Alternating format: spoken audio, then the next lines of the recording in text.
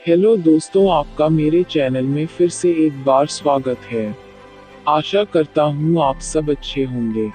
आज की कहानी भगवान श्री कृष्ण की है। आज मैं आप सब दोस्तों के सामने भगवान श्री कृष्ण की 4 सच्ची कहानियाँ लेकर आया हूँ। भगवान श्री कृष्ण की 4 कहानियाँ। आशा करता हूँ आप सबको मेरी कहानियाँ पसंद आएगी। आइए दोस्तों, अब कहानी आरंभ करते हैं। क्या आप जानते हैं कि कृष्ण ने भी अपना वचन तोड़ा था या अपनी सेना के खिलाफ गए थे? चलिए आज आपको बताते हैं कृष्ण से जुड़े 4 किस्से। श्री कृष्ण से जुड़ी कथाएं और उनके किस्से सोशल मीडिया पर तेजी से फैल रहे हैं। लोग कृष्ण को जानते तो हैं, लेकिन क्या पहचानते भी हैं? क्या आप जानते हैं कि कृष्ण ने भी अपना वचन तोड़ा था या अपनी सेना के खिलाफ गए थे? चलिए आज आपको बताते हैं कृष्ण से जुड़े 4 किस्से। 1. जब महाभारत में कृष्ण ने तोड़ा था अपना वचन। किसी दोस्त को कहते सुना था कि श्री कृष्ण ने तो महाभारत की लड़ाई में कोई अस्त्र या शस्त्र उठाया ही नहीं। उन्होंने सिर्फ अर्जुन के सारथी बनने की बात स्वीकारी थी और पूरे युद्ध में अपने उपदेश दिए थे, लेकिन क्या ये वाकई सही है? इस बात के पीछे 2 तर्क दिए जाते हैं। सबकी शुरुआत तब होती है जब दुर्योधन भीष्म पितामह पर गुस्सा दिखा रहा था। वजह ये थी कि एक भी पांडव नहीं मरा था। अब भीष्म ने दुर्योधन को क्या उत्तर दिया, इसके बारे में भी 2 कहानियां हैं। पहली कहानी के मुताबिक भीष्म गुस्सा होकर दुर्योधन को मंत्र पढ़कर 5 सोने के तीर देते हैं और कहते हैं कि उन्हीं से कल पांडवों का अंत होगा। इस पर दुर्योधन तीर अपने पास रख लेते हैं। जब श्री कृष्ण को ये पता चलता है तो वो अर्जुन को दुर्योधन के पास भेजते हैं। कथाओं में ये किस्सा मशहूर है कि अर्जुन ने दुर्योधन की जान बचाई थी और दुर्योधन ने अर्जुन को वचन दिया था कि वो उससे कुछ भी मांग सकता है। इसी में कृष्ण अर्जुन को दुर्योधन से 5 सोने के तीर मांगने को कहते हैं। दुर्योधन दे देता है। भीष्म पितामह इस बात से खफा हो जाते हैं और अर्जुन को मारने के लिए युद्ध करते हैं। भीष्म के आगे अर्जुन टिक नहीं पाते और गिर जाते हैं। उस समय श्री कृष्ण रथ का टूटा हुआ पहिया उठाकर भीष्म को मारने के लिए आगे बढ़ते हैं, हालांकि अर्जुन उन्हें रोक लेता है और बाद में भीष्म रथ से गिरकर तीरों पर गिर जाते हैं, लेकिन फिर भी कृष्ण हथियार उठा लेते हैं। दूसरी कहानी में किस्सा वही है, लेकिन भीष्म दुर्योधन से वादा करते हैं कि वो द्रौपदी को विधवा बना देंगे 5 पांडवों को मारकर।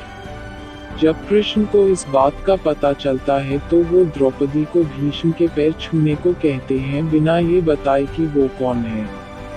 द्रौपदी ऐसा करती है और भीष्म उसे सदा सुहागन रहने और लंबी आयु का आशीर्वाद देते हैं।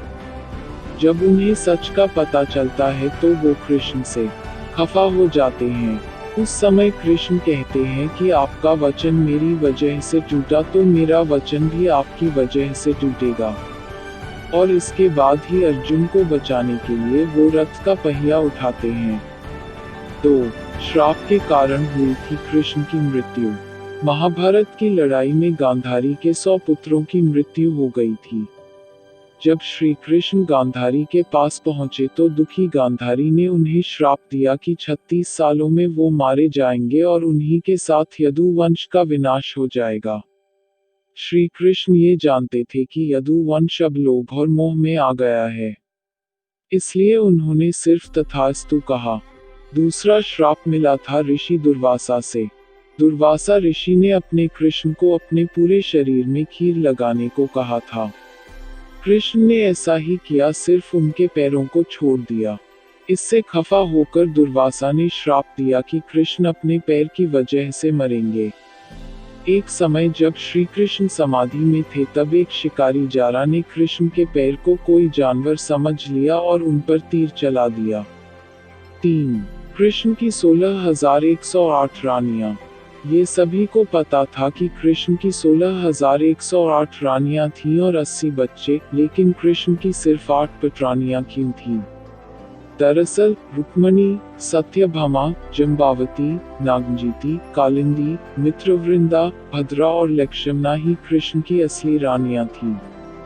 हर रानी से कृष्ण के 10 बच्चे थे। बाकी 16,100 महिलाओं को कृष्ण ने एक राक्षस नरकासुर से छुड़वाया था और अपने अपने घर भेज दिया। किसी के घर वालों ने उन्हें नहीं अपनाया तो बाद में श्री कृष्ण ने उनसे शादी कर ली, लेकिन कभी कोई रिश्ता नहीं बनाया। 4. क्यों कृष्ण हो गए अपनी ही सेना के खिलाफ? महाभारत के युद्ध से पहले दुर्योधन और अर्जुन दोनों ही कृष्ण के पास मदद मांगने गए थे।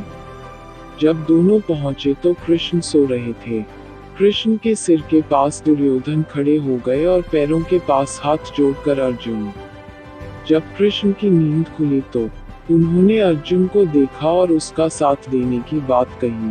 दुर्योधन इस पर खफा हो गए और कहा कि वो पहले आए थे और कृष्ण को उनका साथ देना चाहिए।